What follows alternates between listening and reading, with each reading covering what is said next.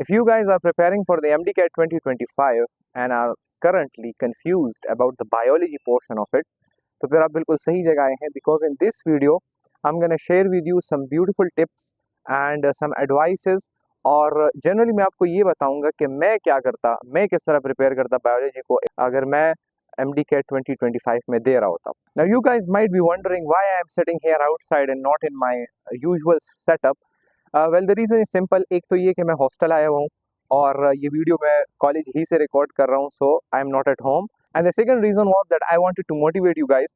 ये बिल्डिंग जो आप लोग मेरे बैकग्राउंड में देख रहे हैं, this is called the great Bacha Khan medical college और इस कॉलेज में मुझे एडमिशन मिला है अल्हम्दुलिल्लाह. एंड द मोटिवेशन इज़ कि इंशाल्लाह आप भी नेक्स्ट ईयर इसी तरह किसी एक मेडिकल कॉलेज में पढ़ रहे होंगे. सो मेहनत आप लोगों ने पूरी करनी है. आई have a short message for you guys. देखो, जो साइंसेस सब्जेक्ट्स हैं MDCAT के, वो हर कोई प्रिपेयर करता है, उस पर हर किसी का फोकस होता है एंड वो चीज़ें आपने FSC में पढ़ी भी होती हैं, so you don't need a teacher to teach them to you. But English एक ऐसी चीज़ है कि वो इंग्लिश और लॉजिकल रीजनिंग कि वो FSC में वो किताबें आपने पढ़ी नहीं होती, MDCAT में दूसरी किताबें आपने पढ़नी होती हैं एंड सेल्फ स्टडी बहुत ज़्यादा मुश्किल हो जाती है. पर्सनली मेरे लिए भी सेल्फ स्टडी काफ़ी मुश्किल हो गई थी इंग्लिश की. So luckily for you guys I have a solution. Gram logic एक ऐसा ऑनलाइन प्लेटफॉर्म है जो आपको स्पेसिफिकली इंग्लिश और लॉजिकल रीजनिंग के कोर्सेज देता है and I have personally reviewed their platform and I absolutely love them. आपको एक दिन टॉपिक पढ़ाएंगे, दूसरे दिन उसका आपसे 100 MCQ का टेस्ट लेंगे एंड तीसरे दिन वो आपको उसी टॉपिक की एक्सप्लेनेशन दे देंगे जो टेस्ट आपसे लिया है.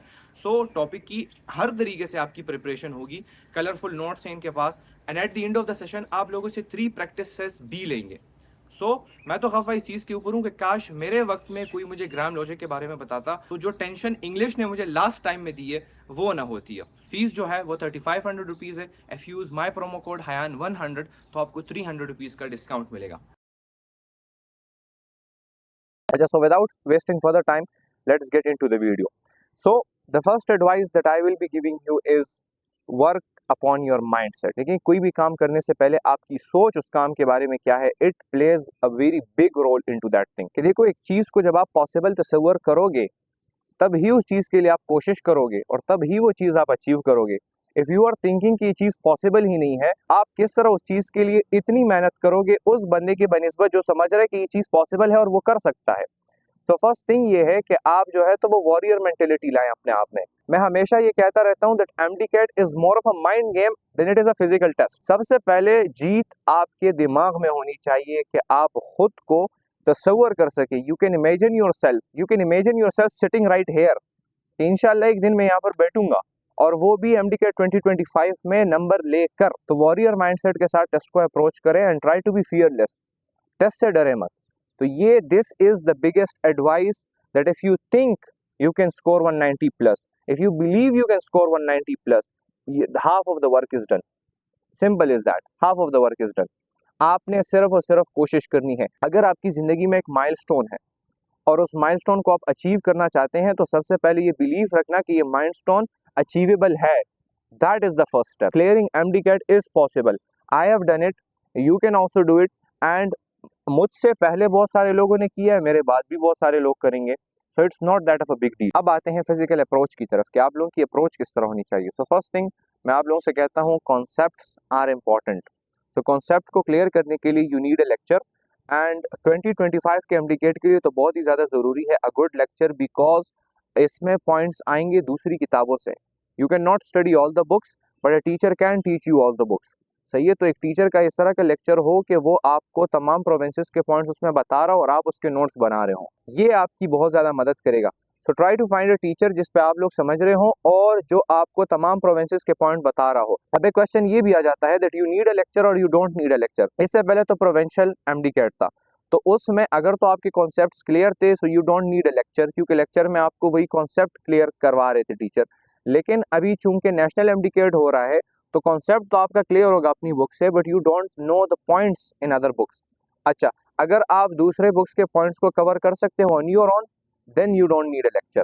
सो बायोलॉजी में लेक्चर इतना ज़्यादा इंपॉर्टेंट नहीं है, but you just need it for the points, to collect all the points and to make notes कि जो जो आपकी हेल्प करेंगे इन द MDCAT.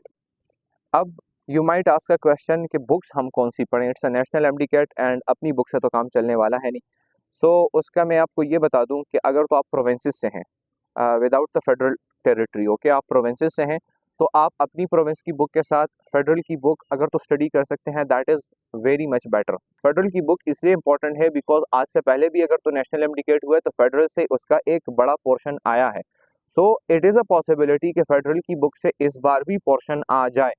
और इसके अलावा एक टीचर हमारे कह रहे थे कि सिंध की जो बुक है तो वो आजकल लेटेस्ट और एडवांस्ड है, जो न्यू बुक आई है, तो सिंध की बुक अगर कोई पढ़ सकता है that is also a good book. Priority के मुताबिक मैंने आप लोगों को बता दी है, the first priority is your own book, उसके बाद आपके पास टाइम बचता है you go to the federal book, उसके बाद भी आपके पास टाइम बचता है you go to the Sindh book. अब आते हैं on the importance of a prep book. So आज से पहले अगर तो प्रोविंशियल एमडीकेट हो रहा था, prep book was not necessary. सही है, प्रेप बुक की कोई ज़रूरत नहीं थी, all the points were in your own book and वहीं से आप लोगों ने चीज़ें याद करनी थी, वहीं से आप लोगों ने चीज़ें प्रिपेयर करनी थी और जाके एमडीकेट में आप लोगों ने परफॉर्म करना था। मैंने खुद बायोलॉजी के लिए कोई प्रेप बुक इस्तेमाल नहीं की है, बट क्योंकि नेशनल एमडीकेट होने वाला है 2025 में, you can't study all the books of all the provinces, तो आप लोगों ने स्मार्ट वे से पॉइंट्स कवर करने हैं। And smart way is that कि आप किसी भी अकेडमी की प्रेप बुक खरीदें, आप लोगों के इलाके में कोई अच्छा टीचर हो जिसने नेशनल एमडीकेट के लिए आजकल बुक रिलीज होंगी, अभी भी books are in the process, publishing में है, तो अगर तो कोई अच्छी सी बुक रिलीज होती है बायोलॉजी की, I have not done the research for this कि कौन सी बुक अच्छी है, बट आप लोगों को अपने इलाके का खुद पता होगा। आप लोग जिस टीचर्स के साथ पढ़ रहे हैं उन टीचर से पूछे कि बायोलॉजी की प्रेप बुक में से अच्छी कौन सी है, किप्स की बुक वो आप लोगों को सजेस्ट करते हैं, वो बाय कर दें। कोई और इस तरह की अच्छी बुक हो तो वो बाय कर दें। आप लोगों ने पढ़ना अपनी बुक से है, लेकिन एक्स्ट्रा पॉइंट्स आपको प्रेप बुक से मिल जाएंगे, तो प्रेप बुक्स आपका बहुत ज़्यादा काम आसान कर सकती हैं। It is helpful for the national MDCAT, so I would advise you to buy one. Now let's talk about the importance of a practice book. तो प्रैक्टिस बुक भी इंपॉर्टेंट है, और प्रैक्टिस बुक्स आप लोग अगर तो मेरा मानना मानते हैं, तो I would always advise you to prefer past papers book over the normal practice books of the academies, और उसकी एक खास वजह है। लेकिन पास्ट पेपर्स जो होते हैं वो आपको एक आइडिया दे देते हैं, वो आपका एक माइंडसेट बनाते हैं, वो आपकी एक अंडरस्टैंडिंग बनाते हैं ऑफ द एमडीकेट। क्योंकि ये एमसीक्यूज एमडीकेट में एक बार आ चुके हैं तो आप लोगों की एक माइंड, आप लोगों का माइंड बन जाता है कि एमडीकेट में किस तरह के एमसीक्यूज आने वाले हैं। आप लोग जब प्रिपरेशन करेंगे आप लोगों को एमसीक्यूज दिख रहे होंगे कि इस तरह के एमसीक्यू पास्ट पेपर में आ चुका है, इसके रिलेटेड एमसीक्यू आ सकता है। Past papers are not for this कि एमडीकेट के जो एमसीक्यूज है वो रिपीट हो रहे हैं तो आप लोगों ने रट्टा लगा के वही एमसीक्यूज आ जाएंगे तो आप लोगों के 1-2 नंबर्स आ जाएंगे, नहीं। Past papers also give you motivation and it also reduces your fear of the MDCAT. जब आप लोग MDCAT के past papers को स्टडी करते हैं and you come to know that how easy those are, तो आप लोगों का कॉन्फिडेंस खुद बहुत बढ़ेगा। तो पास्ट पेपर्स के ऊपर प्रैक्टिस करें, पास्ट पेपर्स की कोई सी भी बुक शॉप जाएं, बुक शॉप वाले से कहें कि इस तरह की पास्ट पेपर्स की बुक दो अपने प्रोविंस की, सही है। और अगर फेडरल की खरीदनी है तो फेडरल की भी खरीद सकते हो, तो जिसमें एमसीक्यूज को टॉपिक वाइज डिवाइड किया गया हो, जैसे ही आप टॉपिक करें उसके एमसीक्यूज आप लोग कर दे उसमें से। इसके अलावा कोई अगर प्रैक्टिस बुक खरीदना चाहता है that is also a good thing, okay. मैं आप लोगों को रोक नहीं रहा प्रैक्टिस बुक से, but I suggest past papers. अब ये तो थी रिसोर्सेज जो आप लोगों ने यूटिलाइज करनी है through out your journey of preparation. लेकिन अब बात करते हैं कि आप लोगों ने इन रिसोर्सेज को यूटिलाइज किस तरह करना है। तो the first thing, primary thing है लेक्चर देखना।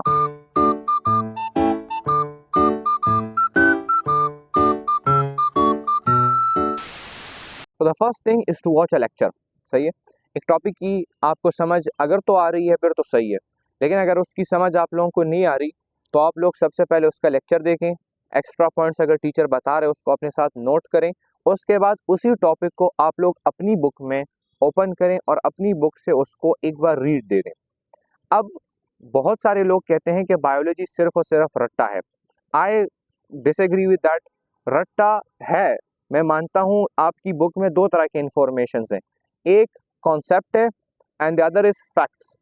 तो जो फैक्ट्स हैं और जो नंबर्स हैं वो तो आप लोगों ने रट्टा करने हैं, बट जो कॉन्सेप्ट है उसको भी आपने समझना है। और ये रट्टा भी यूजुअल रट्टा नहीं है, आपने बैठ के बुक की लाइंस को हिफज नहीं करना वर्ड बाय वर्ड। देखिए एक टॉपिक मैं किस तरह प्रिपेयर करता था, मैं आपको अपनी मिसाल देता हूँ। एक टॉपिक मैंने रीड किया, उस टॉपिक की हर लाइन को मैं समझने की कोशिश करता था और उस हर लाइन को मैं अपने अल्फाज में, अपने लैंग्वेज में कन्वर्ट कर देता था। Now I speak Urdu and Pashto, तो मैं उसको पश्तो में कन्वर्ट करके कहता था कि ये बुक मुझसे कह क्या रहा है, इस लाइन का मतलब पश्तो में क्या बनता है। आप जब एक इंफॉर्मेशन को इंग्लिश से पश्तो में कन्वर्ट करेंगे और उस पश्तो में ही आप उसको याद करेंगे, अब दिस इज फॉर मी, अगर तो आप सिंधी बोलते हैं, आप पंजाबी बोलते हैं, you convert it to that, सही है, आपको वो चीज़ याद करने की ज़रूरत भी नहीं है। जब आपने एक बार कन्वर्ट कर दी और आप समझ गए कि इस लाइन में इन्होंने मुझसे कहा क्या है, वो चीज़ आपको याद रह गई है। एक सेंटेंस, दूसरा सेंटेंस, तीसरा सेंटेंस, इस तरह आपने पूरा बुक अपनी जुबान में समझ लिया है। अब आपने बुक बंद कर दी, ऐसे अपने साथ ज़रा सोचें कि इस बुक ने मुझसे कहा क्या है, सही है, and try to remember the information that you read in that book. और एक टॉपिक अगर कंसेप्चुअल हो, उसको टीच करें दूसरों को, क्योंकि जब आप दूसरों को टीच करते हैं तो आपको वो चीज़ खुद याद रह जाती है। मैं अलग कमरे में बैठा होता था, मैं जो है तो वो ज़ोर ज़ोर से चीज़ें पढ़ रहा होता था और दूसरों को पढ़ा रहा होता था। इमेजिनरी स्टूडेंट्स थे मेरे। अब ये नहीं है कि आप जो है तो किसी को बिठा दें अपने सामने कि उसको आप पढ़ा रहे हो, आप इमेजिनरी स्टूडेंट्स अपने जहन में बिठाएं और आप उनको वो चीज़ टीच करें। तो आप जब टीचिंग करेंगे वो चीज़ आपको याद रहेगी, और चीज़ों को लफ्ज़ बाय लफ्ज़ याद करने की ज़रूरत नहीं है। देखिए, ऐसा नहीं है कि आप जो है तो वो बुक पकड़ के रटे लगाना शुरू कर दे कि this is this, this is this, this is this.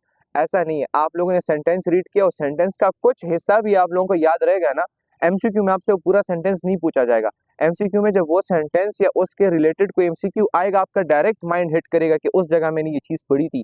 आपको एग्जैक्ट वर्डिंग याद नहीं होगी, but when you read the options, direct उस ऑप्शन में आपको पता चलेगा कि ये वाला ऑप्शन करेक्ट लगता है। तो चीज़ों को हिफज, वर्ड बाय वर्ड हिफज करने की ज़रूरत नहीं है, you just study it, okay. और स्टडी भी आप लोगों ने एक्टिव स्टडी करनी है। ऐसे नहीं कि आप लोग बेड में लेट कर पेट के ऊपर किताब रख रहे हैं और आप जो है तो वो पढ़ रहे हैं, नहीं। आप लोगों ने सही एक्टिव होकर बैठना है। आपके पास हाथ में पेन होना चाहिए, आपके हाथ में हाईलाइटर होना चाहिए, जो इंपॉर्टेंट चीज़ है उसको अंडरलाइन करें। तो मैंने आप लोगों को रट्टा लगाने का भी तरीका बता दिया है। अब इसमें कुछ चीज़ें हैं जो फैक्ट्स हैं, तो वो अगर आपको समझ आ भी जाती हैं, दोज आर फैक्ट्स, उनको फिर आप याद करें। बायोएनर्जेटिक्स का जो चैप्टर है उसमें आप लोगों से न्यूमेरिकल क्वेश्चन जरा पूछे जाएंगे, आप लोगों से एटीपीस कितने बनते हैं, NADPH2 कितने बनते हैं, तो वो आप लोग याद कर लें। और बायोएनर्जेटिक्स का चैप्टर कॉन्सेप्ट वाइज भी इंपॉर्टेंट है, तो उसके लिए आप लोग लेक्चर्स देखें, आपको उसका कॉन्सेप्ट की समझ आनी चाहिए, दैट इज इम्पॉर्टेंट, ओके। और उसमें फैक्चुअल इंफॉर्मेशन भी बहुत ज़्यादा है, तो फैक्चुअल इंफॉर्मेशन को याद रखने की कोशिश करें। जो डेट्स हैं आप लोगों के, डेट से क्वेश्चन नहीं आने वाला, ओके। डेट्स को भूल जाएं, डेट से क्वेश्चन नहीं आने वाला। इसके अलावा जो हमारे पास इवोल्यूशन का चैप्टर है, तो इवोल्यूशन के चैप्टर में जो साइंटिस्ट्स के नेम्स हैं वो याद करें और उनकी कंट्रीब्यूशन याद करें, उसके बारे में अक्सर क्वेश्चन पूछा जाता है, ओके। अब बात करते हैं कि एनिमेलिया चैप्टर को आप लोगों ने किस तरह टैकल करना है। सबसे पहले, this is a very big chapter, और स्टार्ट ही से इसको प्रिपेयर करने की कोशिश करें, बाद में आप लोगों के लिए प्रॉब्लम क्रिएट करेगा। और एनिमेलिया का एक चीट कोड आप लोगों को मैं बता दूं, तो the majority of the questions जो 4 या 5 MCQs इससे आते हैं, those are from the first introductory pages, जिसमें वो आप लोगों को बता रहे हैं वो एसिलोमेट्स और सीलोमेट्स, प्रोटोस्टॉर्म्स, ड्यूट्रोस्टॉर्म्स, और जो उन्होंने क्लासिफिकेशन की है ऑर्गेनिजम्स की, उससे मेजॉरिटी ऑफ द क्वेश्चंस आते हैं। और इसके अलावा फाइलम्स के जो एग्जाम्पल्स हैं उससे मेजॉरिटी ऑफ द क्वेश्चंस आते हैं। इन दोनों चीज़ों के ऊपर आप लोगों ने अपनी ग्रिप मजबूत कर देनी है। और जो फाइलम्स के कैरेक्टरिस्टिक्स हैं उससे इतने ज़्यादा क्वेश्चंस नहीं आते, या नेग्लिजिबल क्वेश्चंस आते हैं फाइलम के जो कैरेक्टरिस्टिक्स हैं। तो प्रिपेयर करें, लेकिन इंट्रोडक्शन को और एग्जाम्पल्स को अच्छे से प्रिपेयर करके जाना है। This is how you should prepare a topic from your book. इसके बाद आप आ जाते हैं प्रेप बुक के ऊपर, सही है। आपने बुक से टॉपिक को रीड किया and you try to remember कि कौन कौन सी चीज़ें इस इंफॉर्मेशन मुझे दी गई है, then you go to the prep book. अब प्रेप बुक में और प्रोविंसेस की बुक्स की पॉइंट्स भी लिखे होंगे, तो आप लोगों ने वो भी याद करने हैं और उनको भी प्रिपेयर करना है। प्रिपरेशन का जो जनरल तरीका मैंने आप लोगों को बता दिया है, दिस इज जनरल, और ये हर सब्जेक्ट के ऊपर अप्लाई होता है, ओके। प्रेप बुक से आप सिर्फ एक्स्ट्रा पॉइंट्स कलेक्ट कर रहे हो, तो prep book is there to help you out. आप अगर प्रेप बुक नहीं खरीदते तो फिर आप लोगों को फेडरल की बुक और सिंध की बुक साथ में फिर उसको पढ़ें। अगर प्रेप बुक है आपके पास तो फिर आपका काम अपनी बुक से भी हो जाएगा। इसके बाद डायरेक्ट पास्ट पेपर्स के ऊपर, जिस टॉपिक को आपने प्रिपेयर किया पास्ट पेपर्स के ऊपर उसकी प्रैक्टिस करें। 30 to 40 MCQs होते हैं एक टॉपिक के ऊपर, डायरेक्ट उसी वक्त आप लोग स्टॉप वॉच लगाए 30 to 40 मिनट्स का, और 30 to 40 MCQs उस पर सॉल्व करें। अगर आपसे गलतियां होती हैं, खैर है, एक्सप्लेनेशन जब आप देख लेंगे तो आपको वो MCQs क्लियर हो गए ना। आपके MD-CAT के प्रिपरेशन का मकसद क्या है? आप लोगों का सीखना है, तो आप लोग MCQs को भी सीख रहे हो, तो एमसीक्यूज अगर आपके गलत हो रहे हैं लेकिन आप उनको सीख रहे हो तो ये डिसहर्ट होने की ज़रूरत इसमें नहीं है। और इसके अलावा दी मोस्ट इम्पॉर्टेंट स्टेप, जितने ज़्यादा मॉक टेस्ट आप लोग दे सकते हो उतने ज़्यादा मॉक टेस्ट आप दो। मॉक टेस्ट आपका फियर और आपका प्रेशर हैंडलिंग ये एबिलिटी लाने में आपकी बहुत ज़्यादा मदद करेगा। So try to give as many mock test as you can. ये मैं हर वीडियो में आप लोगों को एडवाइस करता हूँ। एंड लास्ट टाइम चूँकि शॉर्ट हो रहा है, अफ्तारी का वक्त है, तो कि रिवीजन इज़ ऑल्सो इम्पोर्टेंट।